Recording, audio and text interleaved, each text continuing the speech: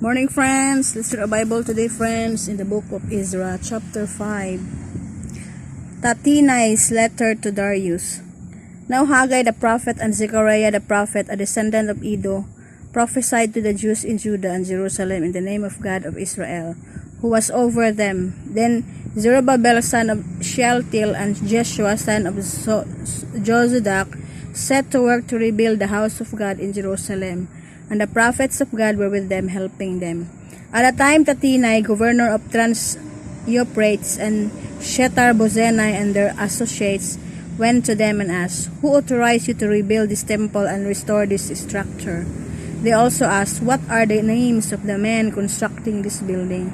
But the eye of their God was watching over the elders of the Jews, and they were not stopped until a report could go to Darius and his written reply be received. This is a copy of the letter that Tatinai, governor of Trans-Euphrates, and Shethar-Bozenai and their associates, the officials of Trans-Euphrates, sent to King Darius. The report they sent him read as follows: To King Darius, cordial greetings. The king should know that we went to the district of Judah, to the temple of the great God. The people are building it with large stones and placing the timbers in the walls. The work is being carried on with diligence and is making rapid progress under their direction. We questioned the elders and asked them, "Who authorized you to rebuild this temple and restore this structure?" We also asked them their names so that we could write the names of the leaders for your information. This is the answer they gave us.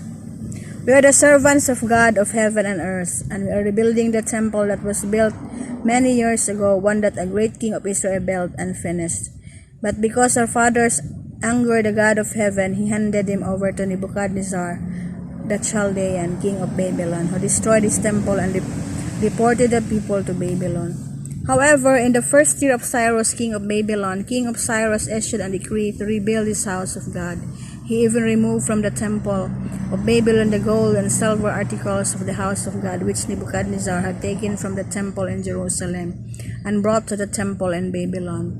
The king of Cyrus gave them to a man named Sheshbazzar, whom he had appointed governor, and he told him, "Take these articles and go and deposit them in the temple in Jerusalem, and rebuild the house of God in its site."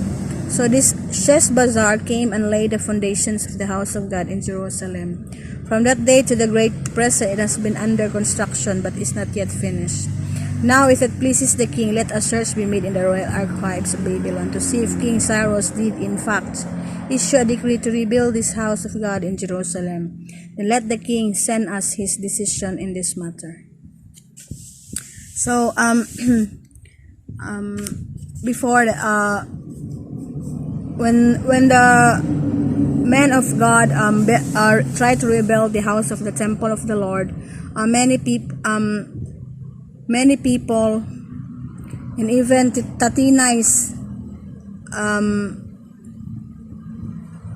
he persecuted and he disagreed building the temple, and he write a letter to King Darius to inform him that the people of Israel tried to rebuild the temple. But however, the people of God before did not feared or afraid to them, and continued to rebuild the house of the Lord, or the temple of the Lord. And because of Tatinais who disagreed or questioned rebuilding the temple of the Lord, but the people of the Lord continued to rebuild it, and because they love God, excuse me, and they follow the commands of the Lord to rebuild the temple. So for us, guys, if in our situation right now as a Christian, we will continue to make your church, if it's a building, and some people are renting churches. So if you have a building, so make it beautiful, because it is the temple of the Lord. So continue to your worship with the Lord, whatever religion you belong.